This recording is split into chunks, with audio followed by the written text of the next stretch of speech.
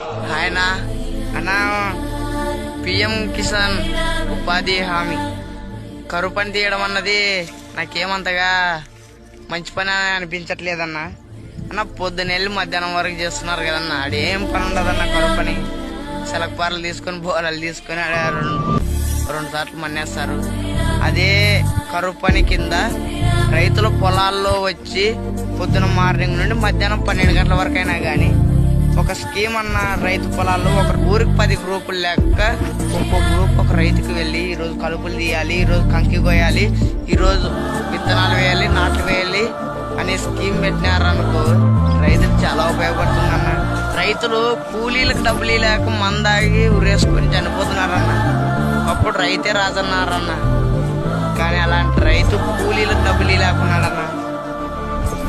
వానలు వచ్చిందిలే ఏం లేదన్న, కరువు పని గుంతలు చేస్తున్నారు. కరువు పని గుంతల వల్ల ఏం లాభం లేదన్న. కనీసం ఆ స్కీమ్ కింద అయినా కానీ పొలాల్లో వచ్చి పని చేసేదన్నా అయితే ఏదో రైతు బాగుపడతాడు. పొద్దున 8 గంటలకు వచ్చి మధ్యాహ్నం 11 గంటలకు ఇంటికి పోయినా కానీ కనీసం సగం పని జరుగుతుందన్న రైతుకి. ఇలాంటి స్కీమ్ కావాలని కోరుకుంటున్నానన్న. ప్లీజ్ ఈ ఒక్క వీడియోని కేంద్రానికి వెళ్ళేటట్ట షేర్ చేయండి అన్న. ఇదే నా కోరిక. రైతులు చాలా కష్టపడుతున్నారన్న, మేము కూడా రైతులమే.